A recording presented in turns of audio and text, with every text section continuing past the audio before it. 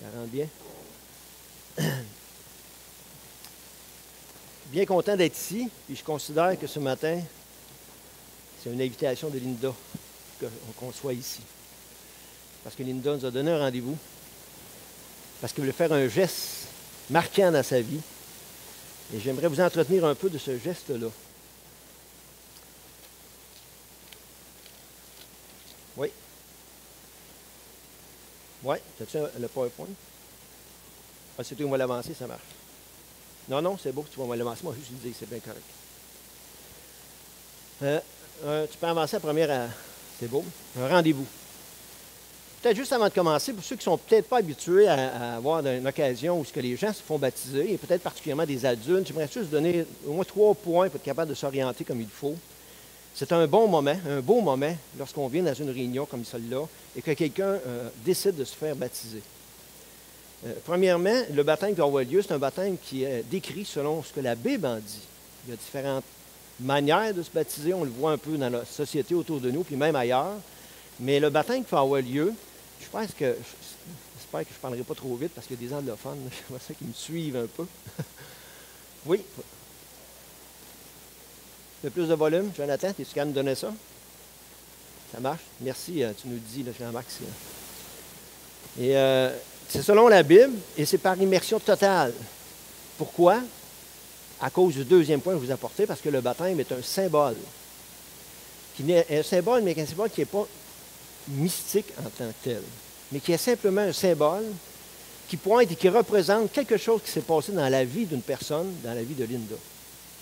C'est une image représentative de quelque chose qui s'est passé dans le passé de Linda. Mais en même temps, le troisième point, un baptême, comme qu'on va le faire, ça marque un engagement à l'égard de cette personne-là pour quelque chose de très précis. Plusieurs ici ont fait ce geste-là. Peut-être certains pensent le faire plus tard. Mais souvent, lors d'un baptême, et puis je vais oser le faire encore ce matin, j'ose poser une question pour se faire réfléchir les uns les autres. Il y en a plusieurs ici qui se sont déjà fait baptiser. Et je vous lance la question, traduisez-la en anglais. Ne regrettez-vous de vous avoir fait baptiser volontairement, consciemment? Et parfois, j'ai presque envie de dire, pour moi-même, j'aurais envie de le refaire. Mais c'est bon de se poser la question, parce que dans la vie, c'est pas toujours rose, pas toujours beau. Parfois, on vit des choses très difficiles, puis on se remet en question, puis ça fait partie de la vie d'un croyant aussi. Peut-être vous avez prochaine étape, encore, le baptême des boules. Vas-y, avance. Selon la Bible, un petit peu en retard, un symbole, un engagement. On continue. Dans la Bible, on va tourner dans l'Évangile de Luc, chapitre 19. Et là, on va voir une histoire, pas trop longue, de quelqu'un. Peut-être que la plupart d'entre vous, vous avez déjà... OK, merci. Vous avez déjà entendu l'histoire qui est devant nous. Ça va vous rappeler peut-être des souvenirs pour ceux qui ne sont pas habitués. C'est l'histoire d'un homme qui a croisé Jésus. Et c'est l'histoire d'un homme qui a eu un rendez-vous, peut-être sans trop le savoir. Comme ça. C'est bon? Et c'est l'histoire d'un nommé Zachée. On va lire le texte, puis ensuite on va détailler certains points, d'accord? Jésus étant arrivé à Jéricho, une très grande ville prospère à l'époque, traversa la ville et voici un homme riche, appelé Zachée. Chef des publicains, cherchait à voir qui était Jésus. Mais il ne pouvait y parvenir à cause de la foule, car il était de petite taille. Il courut en avant, il monta dans un sycomore, un arbre avec beaucoup de branches, mais pas nécessairement très haut, mais qui pouvait facilement grimper dedans, pour le voir, parce qu'il devait passer par là lorsque Jésus fut arrivé à cet endroit. Il leva les yeux et lui dit, Jésus leva les yeux, puis il regarda Zachée dans l'arbre. Zachée, hâte-toi de descendre, car il faut que je demeure aujourd'hui dans ta maison. Je ne sais pas si je vais l'avoir. Ah! Zachée se hâta de descendre, et il l'a reçu avec joie. Voyant cela, tous murmuraient autour. Et il disait, il est allé loger chez un homme pécheur. Mais Zachée se tenait debout devant le Seigneur, après qu'il eut demeuré chez eux. Il lui dit, « Voici, Seigneur, je donne aux pauvres la moitié de mes biens, et si j'ai fait tort à quelqu'un, si j'ai fait tort de quelque chose à quelqu'un, je lui rends le quadruple. » Jésus lui dit, « Le salut est entré aujourd'hui dans cette maison parce que celui-ci est aussi un fils d'Abraham. Car le Fils de l'homme, un des noms qu'on donne à Jésus, est venu chercher et sauver ce qui était perdu. » Je donne certains points pour être capable de se repérer comme il faut. Premièrement, Jésus se promenait un peu partout dans plusieurs villes, puis il arrive dans cette grande ville qui est Jéricho à l'époque, qui était une ville commerciale, une ville, si on pourrait dire au niveau de l'économie, était très, très riche. Ça virait beaucoup. Et là, on arrive avec un homme qu'on appelle Zachée. Ce n'est pas juste un publicain, mais c'est le chef des publicains. Et ceux qui ne sont pas au courant, un publicain de l'époque, c'était quelqu'un qui collectait les taxes et les impôts, principalement pour les Romains. Parce que les Juifs étaient un peuple, un pays, mais à cette époque-là, ils étaient dominés par des Romains qui étaient rentrés dans ce pays-là. Donc, ils avaient des taxes, des impôts à payer aux Juifs pour que ça vire, mais il y avait un surplus de taxes et d'impôts qui étaient payés pour les Romains. Et les publicains, des Juifs, qui allaient voir les Romains, puis qui disaient, « Moi, je vais les collecter vos impôts aux Juifs. » Donc, eux, ils étaient des Juifs, puis ils collectaient des impôts chez les Juifs pour les Romains. Vous comprenez qu'ils n'étaient pas trop aimés. C'était ça, un publicain. C'est pour ça aussi que, socialement parlant, ils étaient beaucoup méprisés. Et même haïs. Et Zachée était le boss de plusieurs publicains dans cette région prospère-là. Le texte nous dit que Zachée était quelqu'un de très riche, puis on comprend. Parce qu'eux, ils avaient le droit de charger l'impôt, de charger les taxes, mais ils avaient le droit de charger un surplus, selon leur guise. Fait qu'ils ramassaient de l'argent, puis ils mettaient ça dans leur poche, aux dépens de son peuple. Ils étaient tellement méprisés qu'ils étaient considérés comme des impurs, des gens qui ne pouvaient plus aller vraiment au temple, qui ne pouvaient plus se tenir dans les synagogues avec les Juifs, parce qu'ils étaient considérés comme des moins que rien. Puis en plus, ils étaient haïs. Il y avait des catégories comme ça. Les gens qui avaient des handicaps énormes, un peu comme les aveugles, ils étaient un peu à part de la société parce qu'ils n'étaient pas vraiment aidés, soutenus beaucoup. Les lépreux aussi étaient vraiment à part. Ils étaient isolés carrément de la société. Je dirais presque qu'on pouvait compter aux pieds autour d'eux. Hein. Les gens s'éloignaient d'eux. Mais il y avait les publicains. Non seulement ils étaient isolés, mais ils étaient haïs en plus. Ça, c'était Zachée. Mais Zachée vivait quelque chose en lui. Puis là, il a entendu parler de ce Jésus à distance, au loin. C'est un gars très occupé, peut-être qu'il n'a pas le temps de se déplacer pour aller voir Jésus ailleurs, qui va être bon, ce gars-là. Mais il entendait parler de lui. Quand il a su qu'il se présentait dans sa ville, et qu'il savait la rue ce qui était passé, probablement qu'il y avait des rues principales, là, parce qu'il y avait des manifestations qui se passaient, un peu comme dans nos villes. Hein. Il savait qu'il passerait sur cette ville-là. Alors Zachée avait intérêt à vouloir voir ce Jésus-là, qu'il ne connaissait pas. Mais il savait qu'il y avait des honneurs autour de cet homme-là. J'ai essayé de trouver un peu une image, un peu de la misère. Peut-être ça peut être représentatif de ce que ça peut avoir de l'air. Mais Zachée n'était pas grand. Il était un peu effronté. Puis Zachée n'était pas grand. Puis probablement qu'il y avait des gardes du corps autour de lui. Pour être publicain, puis pas manger de volée, ou pas te faire tuer, il voulait être des gardiens avec toi. Tu avais peut-être les moyens de les payer. Mais il voulait voir Jésus. Puis il n'est pas se faufiler dans la foule parce qu'il aurait été rejeté de la foule. Fait qu'il a monté sur un arbre. Un sycomore, c'était un arbre avec beaucoup de branches, pas trop hautes. Il était capable de grimper après ces arbres-là, puis il voulait voir Jésus. Fait que quand Jésus a passé dans le coin, il l'a perçu déjà de loin. Et quand Jésus est arrivé près de Zachée, près de l'arbre, de façon étonnante et surprenante, là, il va se passer de quoi? Que personne n'avait prévu, même pas Zachée. Jésus va lever les yeux, puis il va regarder Zachée dans l'arbre. Oui. Il le regarde. Puis là, il va lui dire, Zachée, descends, aujourd'hui, il faut que j'habite chez toi. Il faut que je loge chez toi. Puis le texte original qui est dedans, c'est le grec qui était là. Le texte original, c'est presque un ordre qu'il donne à Zachée. Descends de cet ordre-là, je m'en vais loger chez vous. Puis dans la Bible, là, Jésus rencontre toutes sortes de gens. C'est presque la seule place que Jésus fait une demande comme ça. Et dans bien des endroits, il attend que les gens demandent qu'ils viennent chez eux. Mais lui, il dit, je m'en vais habiter chez toi aujourd'hui. C'est un ordre. On pourrait être presque être insulté. Presque dire, hey, t'es prétentieux, tu dois venir rester chez nous, toi. Non, non, non, non, non. Surprenant. Zachée, il ne dit pas ça, il ne fait pas ça. Pas en tout. Il descend avec enthousiasme, que le texte nous dit. Zachée, hâte-toi de descendre, car il faut que je demeure aujourd'hui dans ta maison. Zachée se hâta de descendre et il l'a reçu avec joie. Wow! Il s'attendait à n'importe quoi, mais pas que Jésus vienne chez eux à lui. Il s'attendait à n'importe quoi, mais pas de pouvoir jaser avec Jésus. Il s'attendait à n'importe quoi, mais pas que Jésus lui venait chez eux. Peut-être qu'il aurait voulu l'accrocher, tu sais, puis il dit, tu vas venir chez nous. Non, non, non, c'est lui qui le demande. Comme s'il y aurait un grand président, comme s'il y aurait une vedette, un artiste quelconque qui viendrait chez nous et dirait, René, m'en va chez vous après-midi.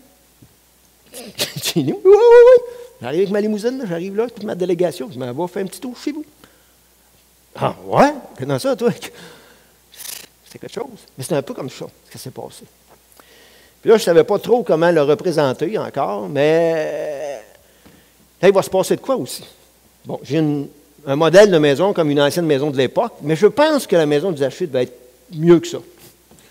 Puis les maisons de l'époque, ceux qui étaient de plus en plus riches, non seulement ils avaient une bâtisse, mais en même temps, ils avaient une rempart tout le tour avec un grand jardin. Puis ça faisait partie de leur maison. Puis Zachée, probablement qu'il y avait des serviteurs, des gardes du corps. Il était capable d'être accueillant. Fait que Jésus a rentré chez Zachée dans la maison. À travers tout cela aussi, lorsque Jésus a fait la demande et que l'action de Zachée s'est faite, alors il y a eu des murmures dans la foule. Peut-être qu'il y en a qui avaient dit dans la foule, Jésus, viens chez nous! Hey, Jésus, content de être chez nous! Hey, viens chez nous, viens chez nous! Puis Jésus n'a pas dit oui à quelqu'un ou à un autre. Il a dit ça à Zachée. Puis probablement, à cause de ce que je vous ai dit tantôt, Zachée était peut-être le plus méprisé de toute la ville. Puis il était considéré par les gens peut-être un des plus grands pécheurs à leurs yeux. Et c'est ce que le texte nous dit. Deuxième phrase, voyant cela, tous murmuraient, ils disaient, il est allé loger chez un homme pécheur. Puis nous autres, peut-être ça a l'air un peu léger pour nous autres aujourd'hui, notre société-là. Mais à l'époque, avec les Juifs, c'était pas léger.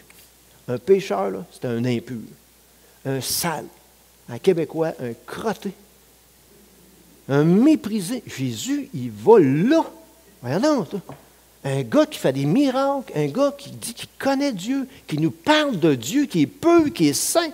Il va chez un gars comme ça, qui profite de nous autres, qui abuse de nous. Voyons donc, ça n'a pas de sens. Il murmurait au-dedans d'eux. Vous comprenez le contexte?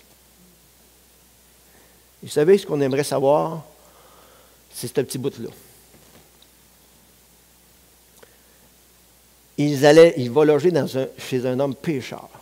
Puis là, il y a un point, puis il y a le mot « mais ». Là, il y a une parenthèse entre les deux, là, entre le point et le « mais ». Puis Jésus n'a pas rentré là pour 15 minutes. Jésus n'a pas rentré là pour 1 heure, mais probablement qu'il a couché au moins une fois là. Ce mot « loger », ça sous-entend ça.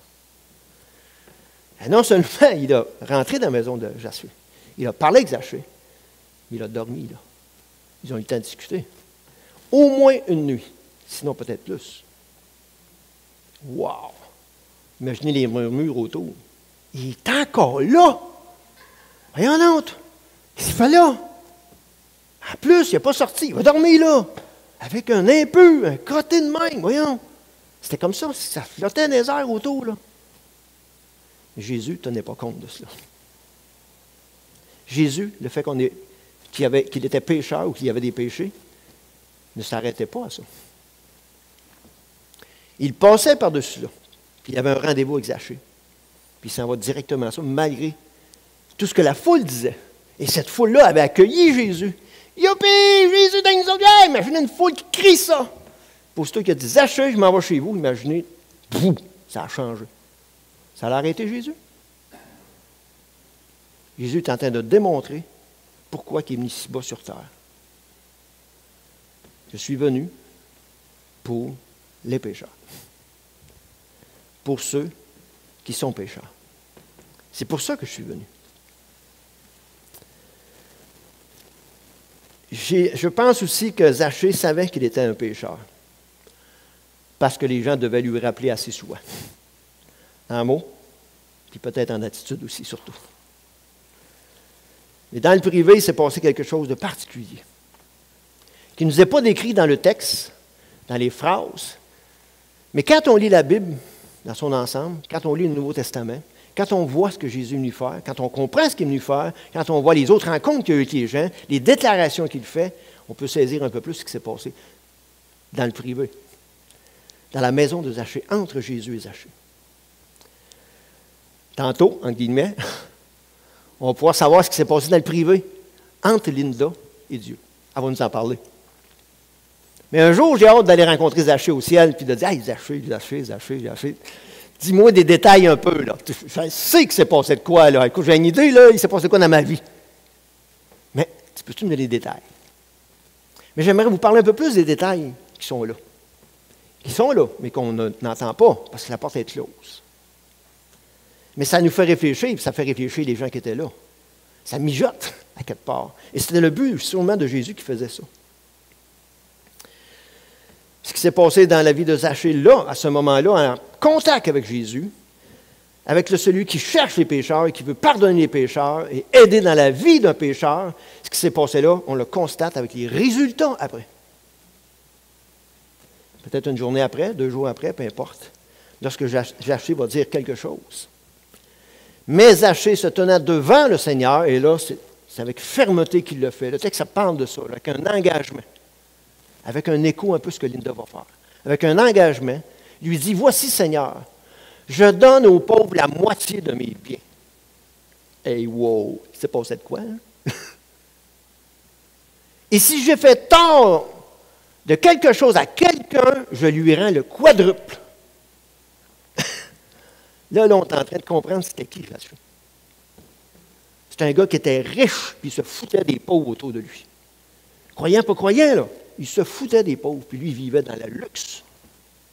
La moitié de mes biens, moi, donné aux pauvres autour de moi. Puis si j'ai fait tort, sûrement qu'il a fait tort. Je vais rembourser à ceux que j'ai fait tort. Si j'ai abusé des gens, je vais donner 4 fois ce que j'ai abusé. 4 fois ce que j'ai volé. Écoutez bien, il faut qu'il se passe de quoi dans la vie de quelqu'un là, pour faire ça. Là. Pour que ça change comme ça. Ça ne se fait pas tout seul. Mais quand quelqu'un vient en contact avec Jésus, ça fait ça. 2 choses ça peut faire. Et ça repousse, on s'éloigne, ou bien ça l'attire et ça transforme. Et c'est ce qui se passe avec Zachée. Je pourrais presque dire, en lisant la Bible, le Nouveau Testament, que ce n'est qu'un début de la transformation de Zachée, parce que sa transformation va se continuer. Et à l'époque, les gens de la ville n'ont pu que constater que ce n'était plus le même Zachée. C'était plus du tout pareil. Ça, c'est un autre bout que j'aurais aimé ça, me transporter dans le temps, puis aller vivre une couple de mois dans la ville de Jéricho, puis regarder faire Zachée. Wow! Je peux revenir dans mon temps, mettons. Mais c'est très percutant. Il a passé de voleur à bienfaiteur. Il a passé d'égoïste à altruiste. Il a passé de preneur à donneur. Parce que c'était son métier, là. Vous comprenez? Il a tout changé. Imaginez ceux qui travaillaient pour lui. Ils ont vu, ils ont constaté ce changement-là aussi. Puis lui, il devait être de ceux qui mettaient de la pression sur ses employés pour qu'ils aillent chercher de l'argent dans les poches des Juifs, pour que ça puisse les payer, le payer, puis payer les Romains. Ce que les gens ont dit à l'égard de Zachée, c'est un pécheur. C'est un sale, c'est un coté, c'est un abuseur. Ce que Jésus a dit de Zachée après, on le voit dans le texte. Jésus lui dit, le salut est entré aujourd'hui dans cette maison. Parce que celui-ci est aussi un fils d'Abraham. Wow! Un vrai fils d'Abraham à cause de son cœur maintenant. Parce que son cœur est changé, transformé. Il a un cœur semblable, devenu semblable à celui de Dieu. Wow! Ça fait partie de la famille de Dieu. Abraham, Dieu, c'est collé ensemble. C'était ça à l'époque, on l'appelait comme ça. Puis là, il va finir avec cette phrase-là, car le Fils de l'homme est venu chercher et sauver ce qui était perdu. Tout un contraste à ce que les gens disent et ce que Jésus dit de Zachée. Parce qu'il y a eu un changement. La dernière phrase qui est mentionnée là, Je vais essayer de l'avancer. Ça va s'avancer, vous pensez? Oui. Le Fils de l'homme est venu chercher et sauver ce qui était perdu. Je voudrais qu'on saisisse bien cette phrase-là. C'est un peu comme si Jésus s'est tourné un peu vers la foule, les gens qui étaient là, puis il a fait comme une déclaration. Comme pour dire, moi, je suis venu pour quoi de précis, là. Je ne suis pas juste venu ici pour fêter, pour venir parader, avoir des foules autour de moi. Non, je suis venu pour quoi de bien précis. Moi, le Fils de l'homme, je suis venu chercher et sauver ce qui était perdu. Mais en même temps, cette phrase-là, c'est comme si qu'elle prend notre regard, qui pointe ça vers Zachée, et qui va le tourner vers nous aujourd'hui. Parce que cette déclaration-là est encore vraie à l'époque de Zachée, comme à notre époque aujourd'hui. Cette déclaration, elle était vraie à l'égard d'un pécheur comme Zachée, que Jésus a cherché et qu'il veut sauver de la perdition, comme c'est encore vrai aujourd'hui que Dieu veut chercher les gens qui sont pécheurs et qu'il veut sauver de la perdition, de leur destruction éternelle. Comprenez-vous? Dieu est encore comme ça. Même si Jésus n'est pas là sur terre physiquement, il est à travers des personnes qui croient en lui, des gens qui ont eu un contact avec Jésus, puis il veut passer principalement par ces personnes-là pour aller vers les gens et qu'ils sachent ça. Que Dieu veut passer par des croyants, que Dieu a passé par son Fils et qu'encore aujourd'hui, cette même capacité, cette force-là que Jésus avait de transformer, changer un gars comme Zachée, il a encore la même capacité de le faire aujourd'hui, puis il veut le faire encore aujourd'hui avec nous aujourd'hui. Et je préciserai encore plus que ça, il veut le faire avec vous, ici même, à cette place, dans cet endroit. Avec vous, si vous n'avez pas eu ce contact-là avec Jésus, comme Zachée l'a eu. Il peut le faire encore aujourd'hui. Cette déclaration-là fit à notre décor social, fit avec notre vie. Non seulement Jésus a déclaré ça, mais un peu plus avant dans l'Évangile de Luc, avec 3 paraboles, puis il va le répéter à d'autres endroits, 3 paraboles, il va préciser de quoi de bien précis. Il cite 3 paraboles. Il va dire, il veut chercher ce qui est perdu à l'égard d'une brebis qui est perdue, comme un berger qui va chercher la brebis qui est perdue, qui la ramène. Il va citer une autre parabole comme une femme qui a perdu une pièce de monnaie importante. Il va la chercher pour trouver la pièce de monnaie qui est perdue, pour la retrouver. Puis la 3e parabole, il va chercher, attendre, comme le fils prodigue, j'ai déjà entendu parler du fils prodigue, le fils qui s'est égaré dans le monde, dans la société, qui a tout brûlé son argent, qui est tombé misérable et qui est revenu, le fils perdu, pour le ramener, le sauver. Et de la même façon, là, il l'a dit avec des images, avec des paraboles, mais là, avec Zachée, il l'a mis en pratique. Et aujourd'hui, il nous l'a dit, il nous le répète, il nous l'a écrit dans une lettre, la Bible. Et il veut le faire encore aujourd'hui. Puis il peut le faire encore aujourd'hui. Et aujourd'hui, on va le voir avec Linda, qui l'a fait avec elle, avec sa vie, dans sa vie. C'est encore faisable.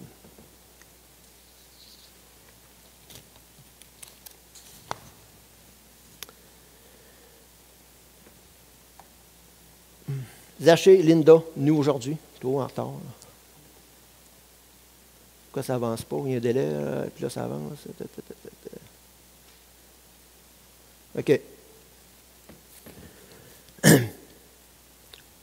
Voilà ce que j'aimerais vous lancer. C'est qu'aujourd'hui, à ce moment même, à cette heure-là précise, Dieu a un rendez-vous avec vous. Et ça s'adresse peut-être particulièrement à ceux qui ne sont pas au clair avec Jésus.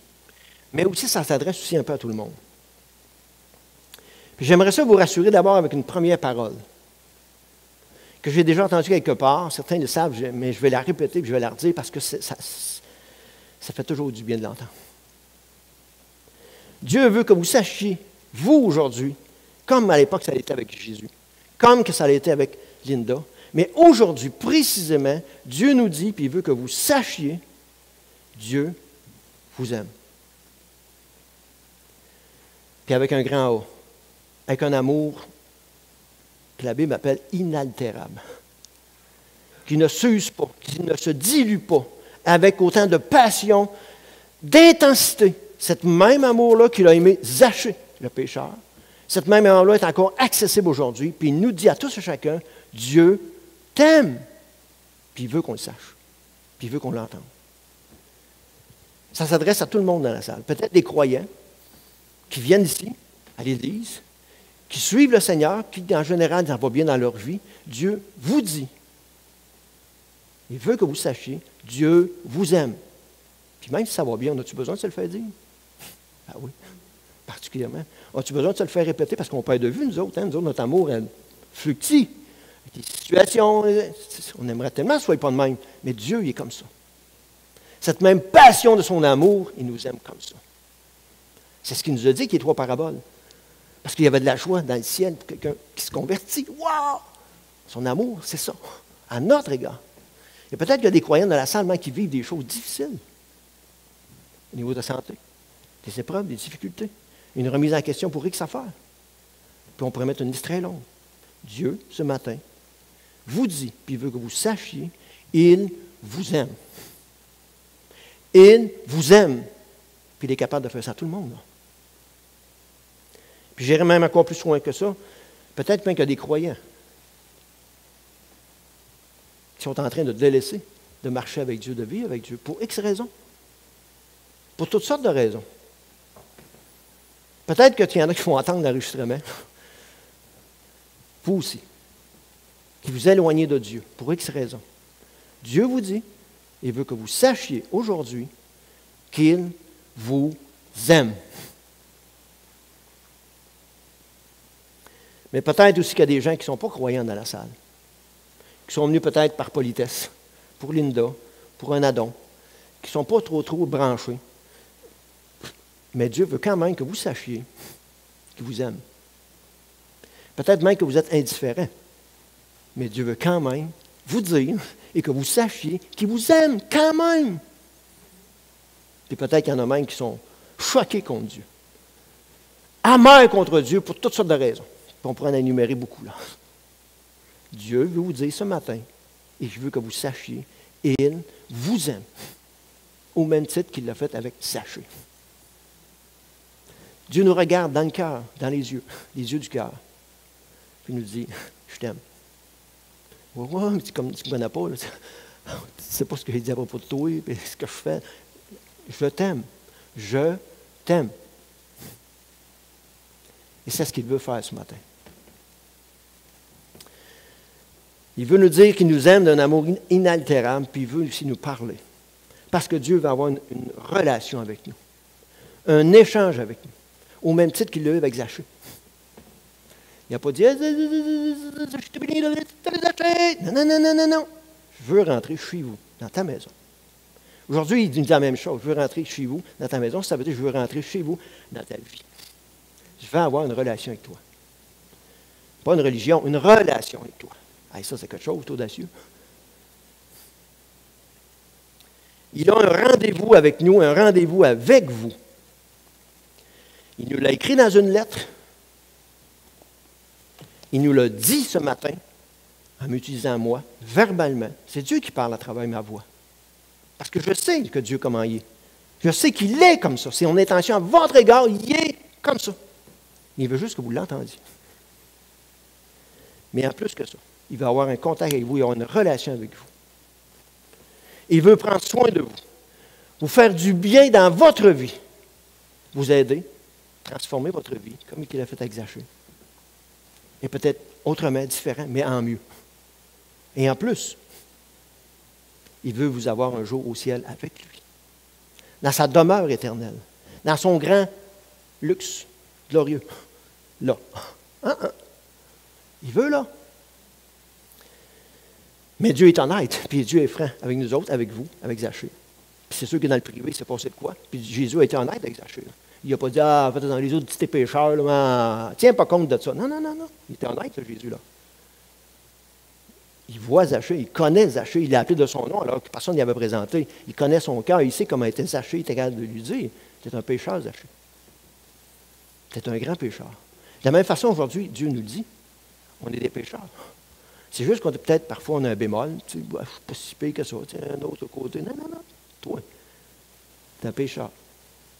Puis tu ne peux pas avoir une relation avec moi. Puis tu ne peux pas venir au ciel avec moi en ayant une vie un peu sale. Et sur cette base-là, on est tous égaux. Parce qu'on a tous fait des erreurs, des péchés. Quand on était petit, quand on était adulte, quand on était plus vieux. Puis on en fait encore. En parole, en pensée, en action. Puis il y a des choses qu'on regrette tellement.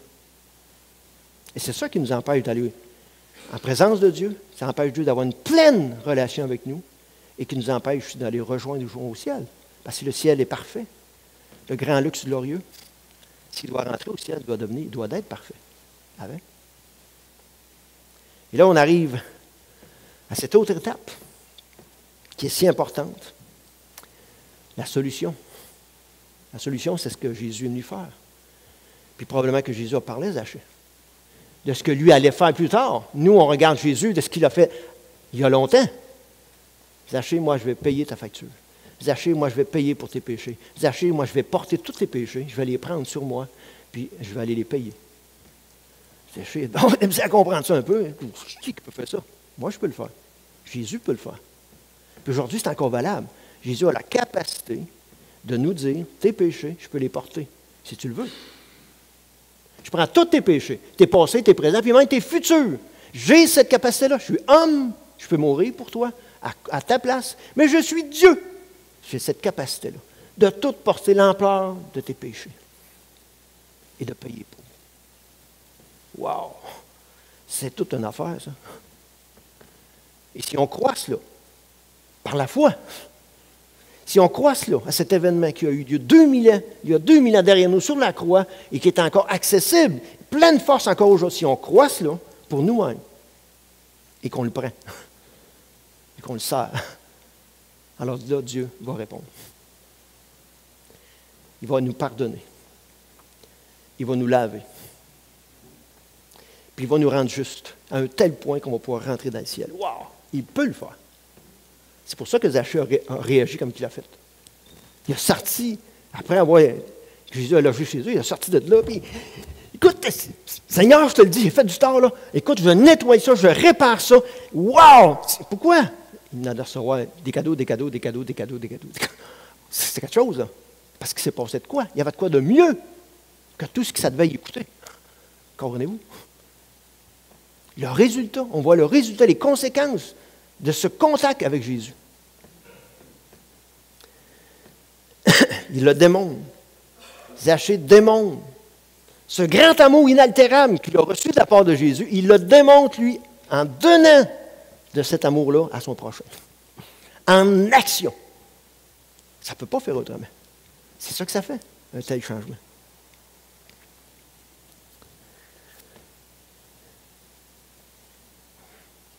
Comme Zachée, comme Linda, comme nous aujourd'hui, ce pardon peut être donné. Et Dieu veut le donner. Pourquoi? Parce que comme il a été dit tantôt, Jésus est venu, puis il est encore là aujourd'hui par ceux qui annoncent ce message-là, chercher et sauver ceux qui étaient perdus.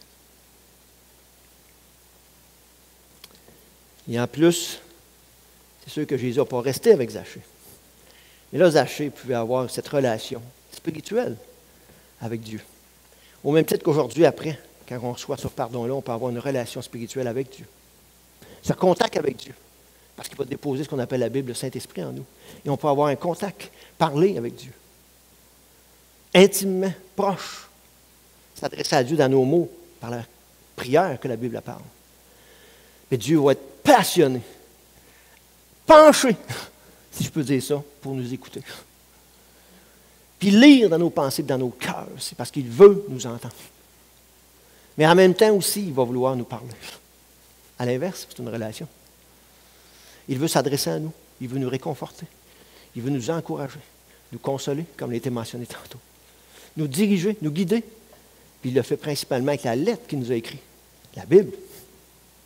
Et dans ce livre-là, la pensée de Dieu, le cœur de Dieu, tout ce qui est en rapport avec nous est dans ce livre-là. Et c'est à nous de le lire, de le découvrir pour comprendre ce que Dieu a à nous dire. Mais si Dieu fait ça avec un, si Dieu fait ça avec un autre, si Dieu fait ça avec un autre, imaginez quand on se réunit ensemble, qu'on partage ces choses ensemble. Waouh! Hey, on va apprendre à le connaître, ce Dieu-là. Là. Et sans compter qu'un jour, ben là, parce que Jésus aura fait de quoi? en nous. Il sera transformé au plus profond de nous. Alors là, on pourra quoi?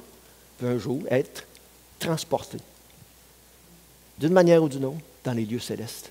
Et pouvoir rentrer dans ce ciel parfait, limpide, glorieux.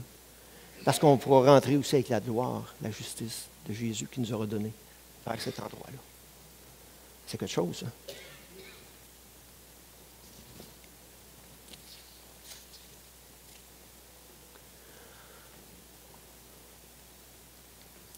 Jésus a regardé Zachée, il a regardé Linda, puis il nous regarde nous. Jésus a des rendez-vous avec des pécheurs. N'ayez pas peur du rendez-vous que Dieu vous propose. Vous ne le regretterez pas.